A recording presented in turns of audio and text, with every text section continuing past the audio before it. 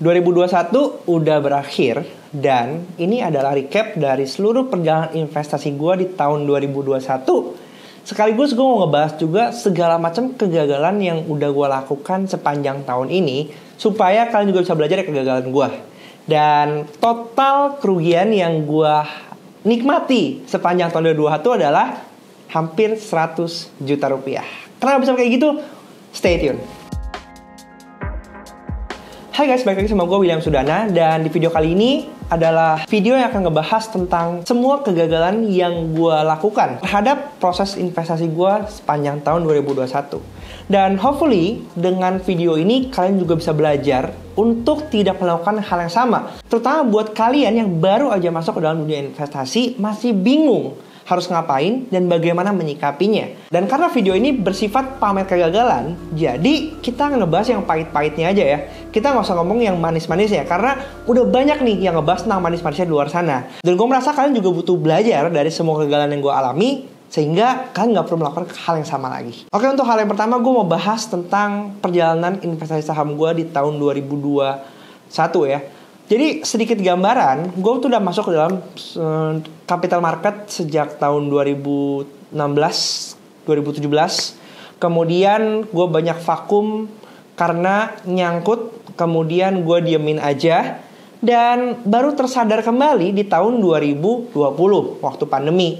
Baru dari situ gue berpikir, wah gue harus beberes nih, masa sih didiemin aja. Dan akhirnya dari 2020 sampai 2021 ini masih dalam fase-fase recovery sebenarnya. Tiap movement yang gue lakukan itu fokusnya gimana bisa nge-recover loss, meminimalkan loss yang gue miliki supaya aset yang gue miliki itu nggak habis-habis banget kayak gitu ya, berdasarkan kesalahan-kesalahan di masa lampau. Oke, jadi sebagai gambaran gue mau langsung buka aja, bongkar apa yang terjadi dan gimana historical gain loss di tahun 2021. Gue di sini menggunakan dua sekuritas ya sebenarnya ya. Pertama gue menggunakan Mirai, kedua menggunakan Ajaib. Tapi kita bongkar dulu yang Mirai. Oke, kalau misalnya kalian bisa ngelihat, gue akan cerita sesuatu ya. Jadi banyak banget nih poin-poinnya, dimana kalian bisa ngecek di sini. Ini lebih ke tektok-tektokan kecil sebenarnya. Fase dimana saat di awal-awal tahun itu lagi bull run ya. Jadi IHSG lagi bagus banget, lagi kena Januari efek juga. Jadi dengan pergerakan IHSG yang cukup uptrend, gampang banget kita sebenarnya making money. Copet-copet dikit-dikit juga bisa lah gitu. Dan di sini gue mulai nih ya, dapat dikit-dikit. Angkanya memang dikit-dikit karena jumlah cash yang gue pegang saat itu udah gak banyak juga. Karena selebihnya ada di saham-saham yang lagi nyangkut dan atas dasar dosa di masa lampau. Nah, setelah di sini masuk dong ada waktu periode KF ya. Jadi gue beli di pucuk di 7.075 guys. Dan di sini gue harus cut loss di 5.000. Berarti minus sekitar 28%. Lumayan gitu. Memang waktu masuknya juga gak banyak, tapi lumayan harus loss karena saat itu gue ngakuin ya ikut-ikutan FOMO, akhirnya beli di pucuk. Dan itu yang menyebabkan gue akhirnya loss. Kemudian ada beberapa serangkaian berbagai macam lagi. Ada BRIS dapat 24%, ada TIS dapat 8%, ada BRIS dapat 16% lagi. Bayangin, lumayan sebenarnya kalau ngomong persentasenya. Bahkan di BBKP pun sempat dapat 43,4%. Sebenarnya gue sempat nerima gue sempat nyentuh itu sampai 700. Tapi karena saat itu ada isu-isu, bisa nih sampai 1.000.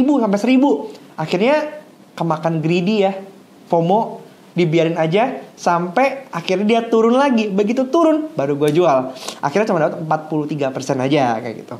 Kemudian ada kesalahan di bull ya. Ini juga sama nih, harus cut loss juga minus 17%. Kemudian ada berbagai macam serangkaian lagi. Saham-saham di Kalbe juga sama. Kemudian di Asri minus 35%, ini besar sekali. Nah, ini Asri ini adalah salah satu saham yang sebenarnya udah gue pegang sejak tahun 2017 dan nyangkut di angka yang cukup besar, cukup tinggi ya. Ini 330 rupiah itu average price-nya.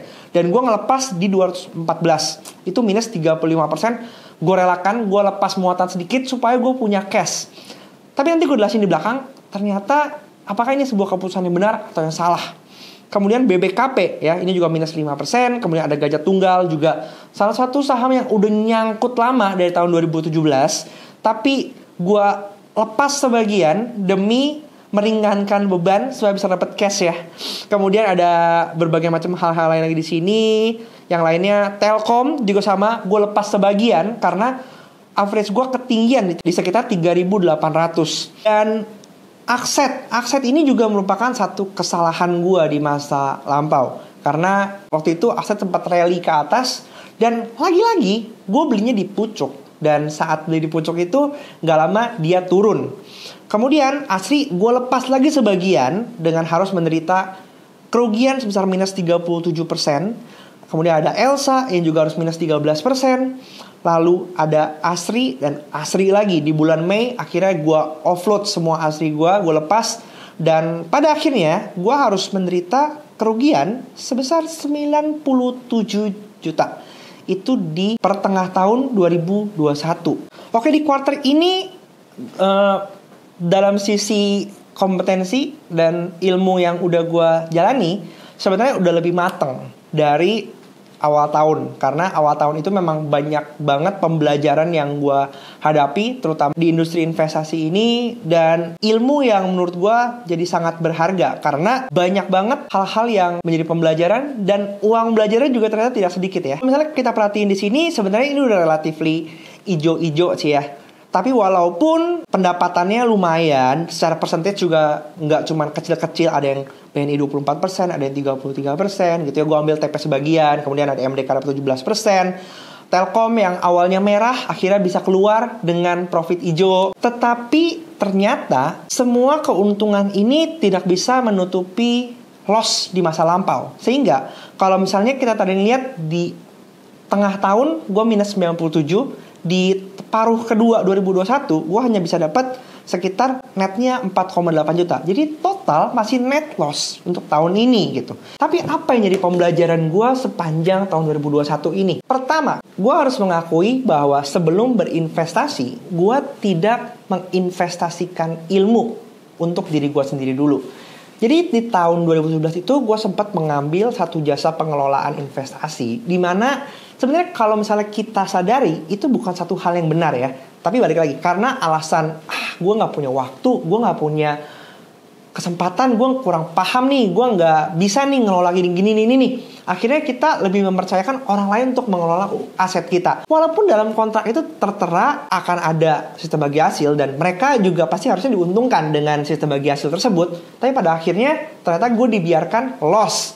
Dan ini yang sebenarnya gue sayangkan. Ketika gue sadar jasanya mereka udah habis, tapi gue juga gak kunjung membenahi diri.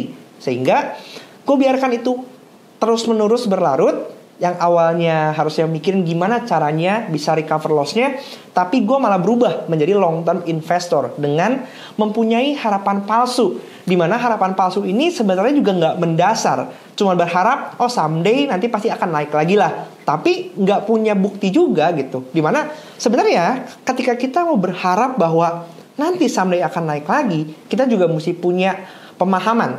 Apakah benar conviction itu adalah satu hal yang positif atau ternyata itu nggak realistis. Dan itu yang terjadi ketika gue membiarkan Asri gue untuk terperosok terus sampai minus sekitar 60%. Dan itu adalah kerugian yang sangat besar sekali.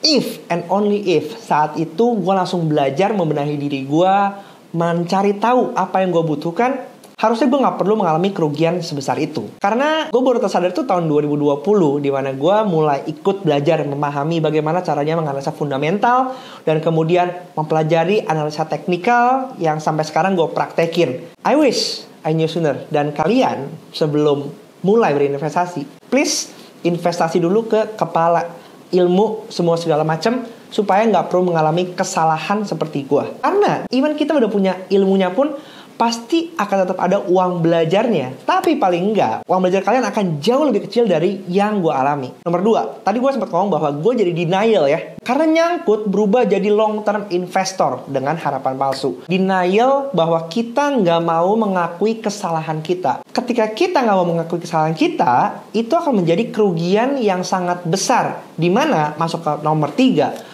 semakin besar loss yang kita alami, akan semakin besar juga usaha kita untuk mengembalikan loss kita tersebut. 2021 merupakan recovery project gue. Dan recovery project itu adalah hal yang sangat memusingkan.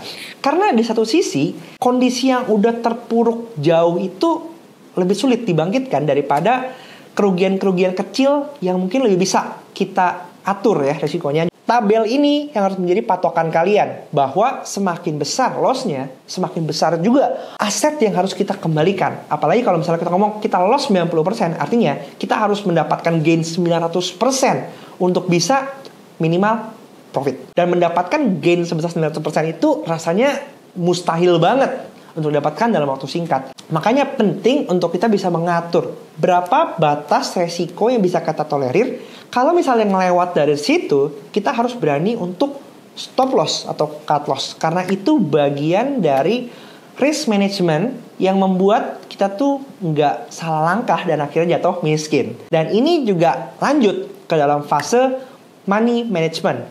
Dimana di awal-awal fase pembelajaran gue, semua orang itu pasti mengajarkan tentang money management. Bahwa kita tuh satu, nggak boleh all in. Oke. Tapi konteks money management ini lumayan cukup susah untuk gue pahami di awalnya. Gue punya dana, mungkin anggaplah 100 juta ya.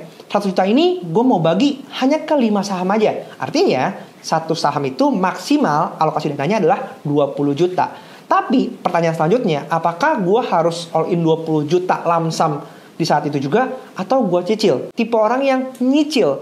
Jadi ketika masuk dulu 30%, kemudian kalau harganya turun, average down lagi 30% lagi, kemudian tambah lagi di bawah 40%, sehingga total semuanya akan 20 juta. Tapi sebagai investor awal, rasanya kita tuh punya kecenderungan untuk kalau misalnya nggak masuk sekarang, nanti kalau harganya naik gimana dong? Nggak maksimal dong rewardnya, nggak maksimal dong profitnya. Itu menjadi ketakutan kita. Tapi kenyataannya ketika kita masuk lamsam, harganya turun dan kita nggak punya cash lagi untuk average down, dan di situ kita mulai was-was. Kalau turun terus, saya mesti stop loss nggak ya? Kalau saya stop loss, saya kehilangan duit. Dan kita punya kecenderungan untuk nggak mau kehilangan. Nah, ini akhirnya membuat kita balik lagi ke poin nomor 2, denial akhirnya menjadi long term investor. Ketika menjadi long term investor, akhirnya kita makin terperosok ke dalam.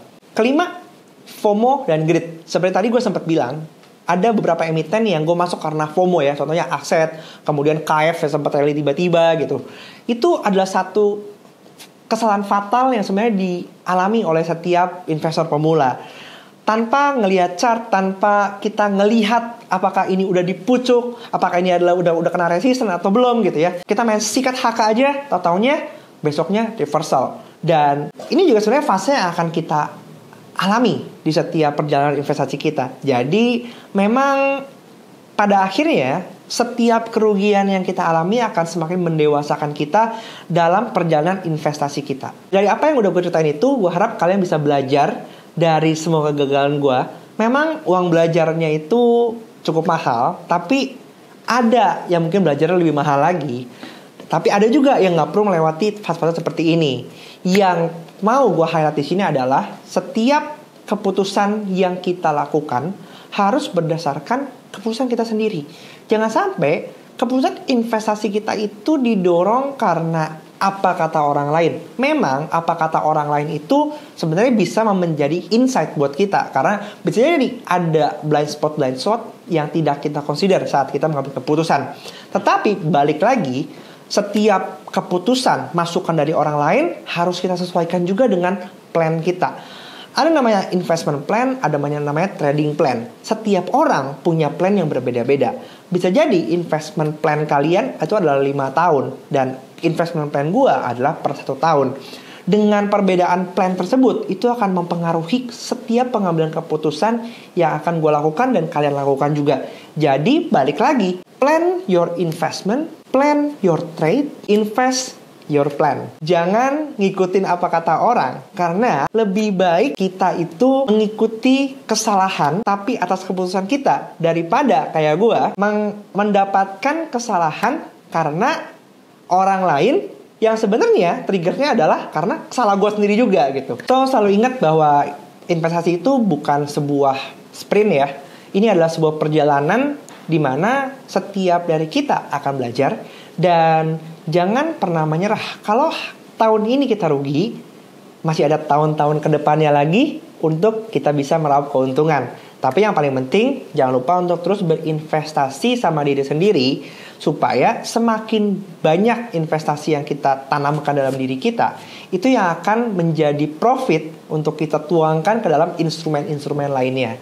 So, selamat tahun baru buat kita semua. Dan gue berdoa buat kita semua untuk lebih sukses dan lebih banyak cuan, dan kita bisa memberkati lebih banyak orang lagi lewat apa yang udah kita alami.